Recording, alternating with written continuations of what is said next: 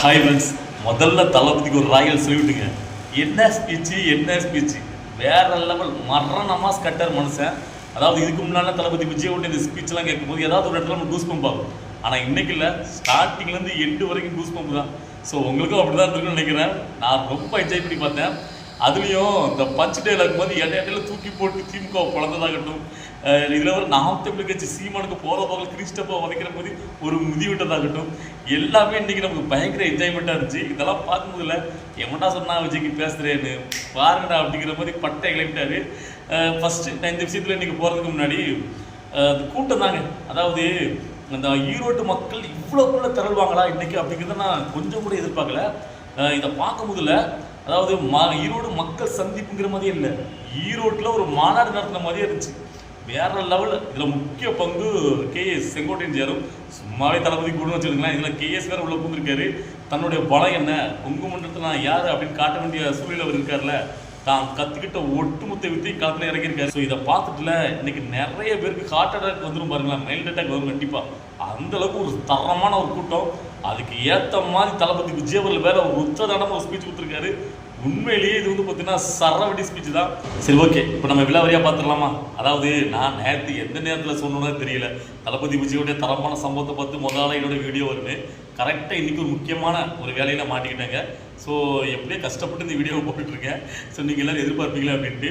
அதாவது ஃபஸ்ட் எடுத்தோடனே அந்த கூட்டம் தாங்க மிரண்டங்க. அதாவது இப்படி ஒரு கூட்டம், அந்த கூட்டத்துக்கு ஏற்ற மாதிரி தரமான ஸ்பீச்சுங்க. அதாவது இதுக்கு நான் நேரத்தில் சொல்லியிருந்தேன்ல, அதாவது தளபதிக்கு கூட்டம் கொடுக்கணும் பெரிய விஷயம் கிடையாது, கூட்டம் கூடிடும். ஆனால் அதுக்கு ஏற்ற மாதிரி அந்த அளவுக்கு ஒரு ஸ்பீச்சை கொடுக்கணும், கொஞ்சம் அதிகமாக கொடுக்கணும். ஏன்னா அவர் வந்து பார்த்தீங்கன்னா ஒரு 10 நிமிஷத்தில் முடிச்சுக்கிறாரு அப்படின்னு சொல்லியிருந்தேன். அதை அவர் கேட்டுச்சா இல்லைன்னு தெரியல. நம்ம என்ன சொன்னாலும் அதுக்கு அடுத்தாப்புல அவருக்கு ரியாக்ஷன் வரும்ல. அவர் இன்னைக்கு அதுக்கு ஏற்ற மாதிரி ஒரு நீண்ட ஒரு தரமான ஸ்பீச்சை கொடுத்துருந்தாரு. அதில் அவர் அதை சொல்லி செஞ்சுட்டாரு. அதாவது மற்றவங்களை விமர்சிப்பாங்கல்ல, ஏன்னா 10 நிமிஷம் தான் பேசலாம், 9 நிமிஷம் தான் பேசுகிறான்ட்டு. நான் எவ்வளோ நேரம் பேசுகிறேன் உனக்கு என்ன? அதாவது டிவிக்கே தான் ஒரு பொருட்டே இல்லைல்ல, பொத்திட்டு போக வேண்டியது தானே, ஏன்டா கடந்து கதறீங்க அப்படின்ட்டு பிஞ்சு செருப்பு கொடுத்து அடிக்கிற மாதிரி பொலிர் கொடுத்துருக்காரு. அதை சொல்கிறாரு நக்கலா, எனக்கு பயம் இல்லை அப்படின்ட்டு சின்ன பசங்க கதைக்கு போகலாம். அந்த மாதிரி நம்மளை பார்த்துட்டு உள்ளுக்குள்ள ஃபுல்லாக நடுக்கும் அப்படின்ட்டு வேற லெவலில் விட்டு கொடுத்துருக்காரு. உண்மையிலேயே அதாவது இன்னைக்கு ஸ்பீச்செல்லாம் பார்த்தீங்கன்னா கோர்வை என்னால் சொல்ல முடியல. ஏன்னா எல்லா இடங்களையுமே ரசித்து பார்த்துருக்கேன்னா எனக்கு அப்படியே மறந்து போயிருது. இன்னைக்கு ஸ்டார்டிங்லேயே பார்த்தீங்கன்னா காளிங்கராயன் அப்படின்னு ஒருத்தர் ஈரோட்டில் உள்ள ஒரு முக்கியமான ஒருத்தர் எடுத்து பேசுகிறாரு. அவரை பற்றி நமக்கு தெரியாது. இன்னைக்கு தளபதி விஜய் பேசுறதுக்கப்புறம் எல்லாருமே சர்ச் பண்ணி அவர் தெரிஞ்சுக்கிட்டான்னு வச்சுடுங்க. அவர் தான் விவசாயத்துக்கு தேவையான நீர் வர்றதுக்கு காரணமாக அணைகளை கட்டி விட்டாரு அப்படின்ட்டு அவர் எடுத்து முன்னாடி வச்சு பேசுகிறாரு.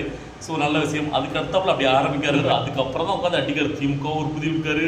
அதுக்கப்புறம் இடையில வந்து பார்த்தீங்கன்னா நாம் தமிழ் கட்சி சீமானுக்கு கிறிஸ்டப்பா வதைக்கிற மாதிரி. அதாவது எங்கள் லிஸ்ட்லேயே நீ இல்லையே, நீ எதுக்கு வர, ஒன்றும் நான் கண்டுக்கிறதே கிடையாது. அதாவது நாம் வந்து பார்த்தீங்கன்னா எதிரி யாருன்னு சொல்லிட்டு அடிச்சுட்டு வந்திருக்கோம்.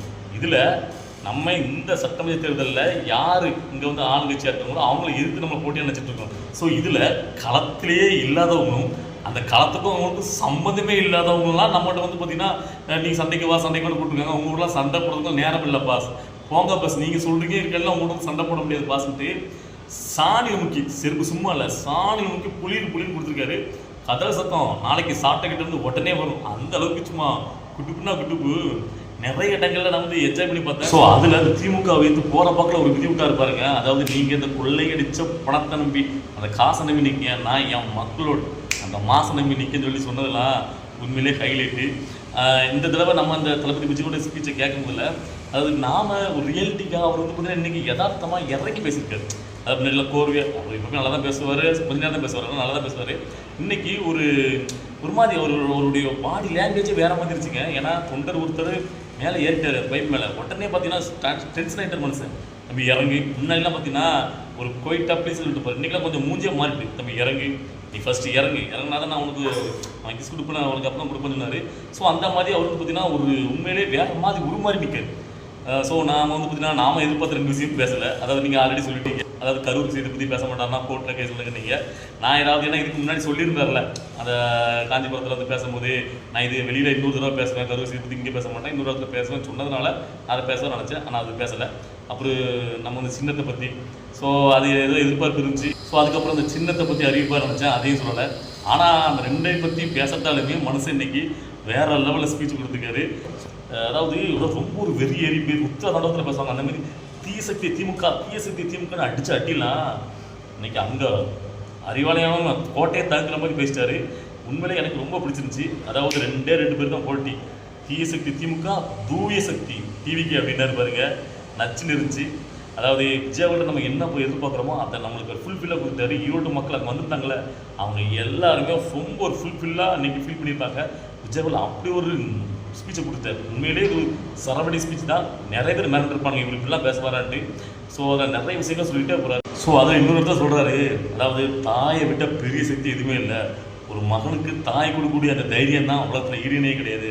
அந்த மாதிரி ஒரு தைரியத்தையே என்னுடைய தாய் தங்கைகள் நீங்கள் கொடுத்துருக்கீங்க. என்னால் ஒன்றுமே பண்ண முடியாது.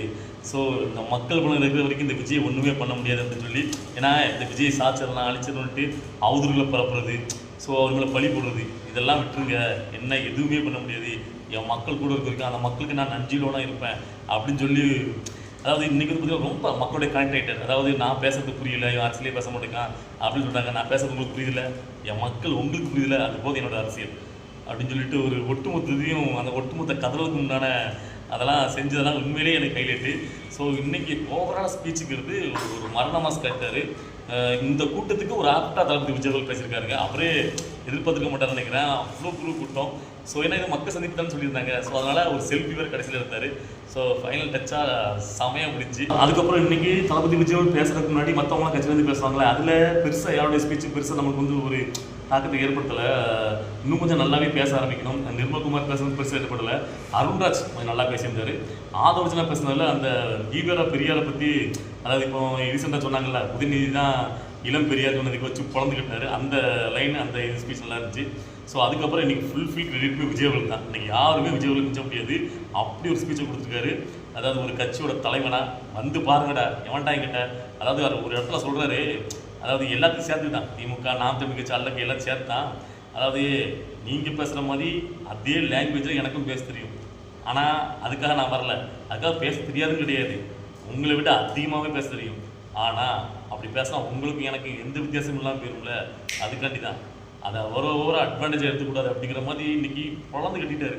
ஏகப்பட்ட கருதுறானுங்களே, அவனுக்குலாம் செருப்படி கொடுத்த மாதிரி. அதாவது தளபதி விஜயோடி இன்னைக்கு ஸ்பீச்சுங்கிறது இதுக்கு முன்னாடி சில ஸ்பீச்சுகள் வந்து ஹைலைட்டாக இருக்குங்க.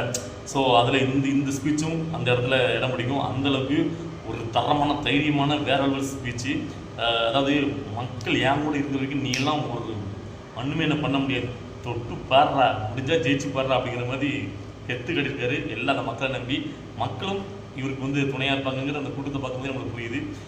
எல்லாருடைய அந்த தளபதியோட ரசிகர்கள், அவங்களுடைய தொண்டர்கள் எல்லாருடைய மனசுலையும் பார்த்திங்கன்னா ஒரு மிகப்பெரிய ஒரு பரவசத்தை ஏற்படுத்திட்டாரு.